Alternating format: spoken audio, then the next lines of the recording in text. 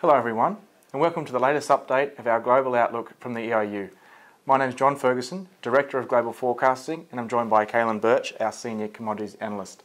Today we're going to cover three topics: an update on our global trade forecast, and are we heading for a global trade war, the Iran nuclear deal, as well as an update on oil and commodity markets.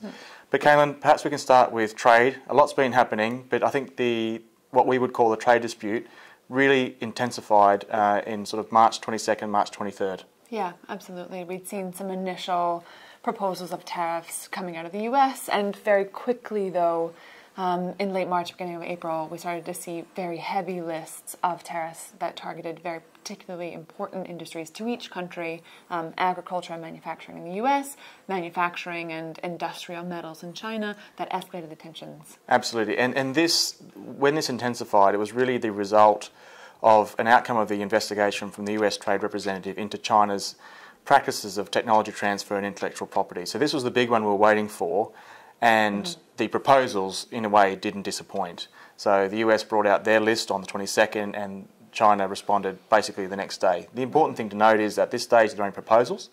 China responded, I would say, very quickly, but also proportionally. So both sides had a list, and they were talking about tariff increases of 25%, targeting around $50 billion US dollars worth of each other's imports from that country.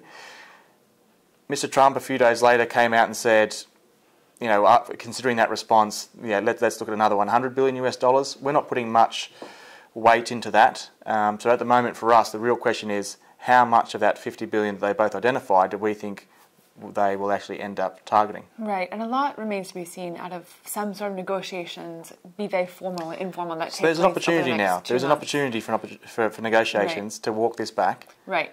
But at the same time, both countries have really held their ground. Since that kind of early April escalation, we haven't seen either step back significantly. China's offered some concessions about offering up domestic industries to foreign investment, but in terms of walking back the tariffs, we haven't seen much progress there. And so probably we'll see some real measures come into force. Exactly. So our central forecast at the moment is, yes, this negotiation period might yield some results, but not enough to walk this back to none of these tariffs being imposed or going into effect. So we're expecting at the moment around $40 billion worth from each side, and that will be a pretty significant escalation in this, what we're calling a trade dispute. Right. But the important thing for us we should note, and it's all about definitions here, a lot of people using the word trade war. For us and our clients, we're defining a trade war as tariff and non-tariff measures that really result in significant economic harm to both sides. So even though we are expecting this $40 billion to be targeted from these lists from both sides, the macroeconomic impacts at the moment will be, modest. So our forecast at the moment is we're not going to end up at a full-blown trade war. Right, right. We'll see some economic impact, particularly if it impacts the U.S. agricultural industry. But what's going to come out of that is political pressure on both sides. China is going through a difficult economic transition where it's looking to shift its bases of production. The U.S. is facing some very tense elections in November 2018. And any domestic political pressure that stems from the economic impacts also is going to be absolutely very important. And I think one of the key points for us, while we don't think this will be completely walked back to zero, is that the industries and the goods and the products that both sides are talking about, a lot of it relates to advanced technologies, and this is quite strategic for both sides. In the medium term, whichever country controls and leads in sort of AI and advanced technologies and robotics really has a major strategic and economic advantage over the other. So this is one of the reasons why we think this is a bigger story than just tariffs and some goods. This actually has some pretty significant meaning to both sides, and for that, negotiations will only be partly successful over the next couple of months, but we have a lot to watch. Indeed. So let's move on to one of our other major forecasts at the moment, which is our forecast on the Iran nuclear deal. So it really is up in the air, but for us, we expect the deal to hold. The focus really for a lot of us looking at this issue is the Trump administration, Mr. Trump. So he has identified some conditions that he really wants to have to be met for him and the US to stay within the deal. So these are things like, increased access to sites there in Iran for the international inspectors, that some of the provisions that have no end date Now, there's a really important difference between those two things. No one wants to renegotiate the deal.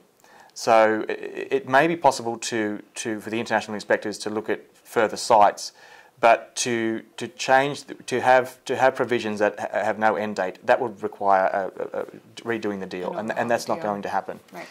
For us, though, the opening where we think this is a quite important opening is Mr. Trump's identified, in his words, that the missile program and the nuclear program are inseparable, in his words. For us, we think that provides an opportunity for the other parties in the deal, particularly the EU, and we're expecting the EU to, and they're talking about at the moment, to move ahead with further sanctions on Iran in this area. And if they can do that, which we think they can, we think that will be enough to basically appease Mr. Trump and hold the deal together. Right, right. But it is a finely balanced position. It is. So much so because John Bolton, who came in as a new security advisor, has a very clear position on Iran. So there are a lot of risks around this. But an important thing to note as well is that regardless of what the US does, we still think that the EU and a lot of other current parties to this agreement will want to keep most of the structures in place with or without the U.S. That will complicate things if the U.S. was to withdraw. But we still expect to see a certain political momentum by other partners to keep engaging with Iran and to avoid kind of the détente that we had seen before that wasn't leading anywhere. Absolutely. I think that's really important for us to identify as well, that yes, we think Mr. Trump will be appeased to the point where he won't pull the U.S. out of the deal. And I should also mention that we think that there can be some movement on the US domestic front that will help that. You know, if policymakers in the US can remove the requirement of Mr. Trump to wade through sanctions on a periodic basis, we think that will help because he doesn't like doing that.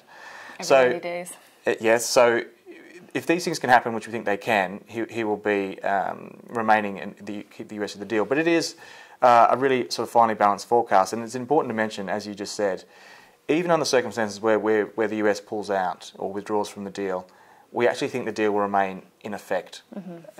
The remaining parties, Iran included, have enough and quite a few incentives to remain within the deal. So it becomes very, very complicated, particularly for the financial services and banks and so on. Yeah. But that is our current position on the Iran nuclear deal. Right. And so this feeds directly into our oil price forecast. And the reason why we have raised our price forecast for Brent crude, the international benchmark, for 2018 to almost $67 a barrel. That was from 63 according to our previous forecast. But we're not forecasting runaway prices for that reason that we do expect Iran tensions to start to ease. But there's also something important under the surface in looking at actual global supply. So at the moment, in the last 3 weeks, oil prices have actually surged ahead already. And what we think is that that's the market already pricing in a lot of volatility concerns around the JCPOA, the Iranian nuclear agreement, and fears around the world that Mr. Trump will want to withdraw and that will ultimately scupper the deal. So there's already been a lot of kind of fear heading into the investment cycle. So geopolitical factors are playing a role already in the oil market. Yeah, absolutely. And I think we're seeing that geopolitical risk of the Iran deal show up in prices even before it does fall apart. Were that to happen, the market's just growing increasingly concerned that it will. That means that, assuming that the deal stays in place in some form or other and Iran doesn't have to exit entirely from the oil market in the way it existed in it 6 or 7 years ago, that means we're going to see an easing of the recent rise in oil prices that bring it back down within that $65 to $75 range. Yep.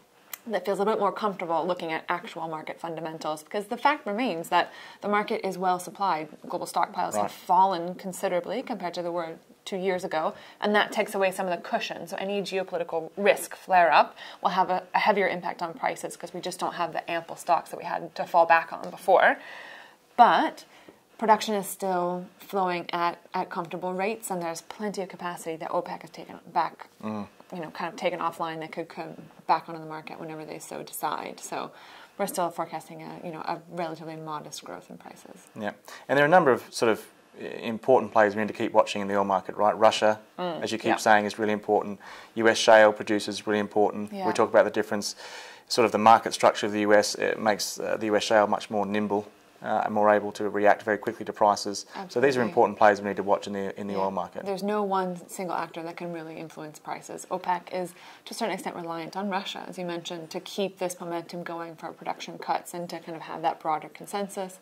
The U.S. risks putting that offline slightly because they're bringing on so much shale production, and they have the capacity to continue to do that. So we'll keep seeing this kind of diffused balance of power in the oil market that we've come to see in the last year. Excellent. Well, we'll share the oil price forecasts with people watching the video, but we're still pretty modest in terms of our forecasts out to 2022 for the oil price. Still fairly modest. Still looking at prices coming up to brush kind of the underside of $70 a barrel, but not, skyrocketing ahead to 80 or 90. And it's just because there is ample supply, and we're going to forecast a moderation in demand in the medium term, 2020, 2021, that just will keep us within this kind of finely balanced range. Excellent.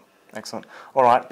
Cailin, thank you so much. We've covered a lot of ground. I'm sure we'll be talking about some of these things next month, at least the trade war, or the potential for a trade war. But thank you so much for joining us, and we'll talk to you again next month.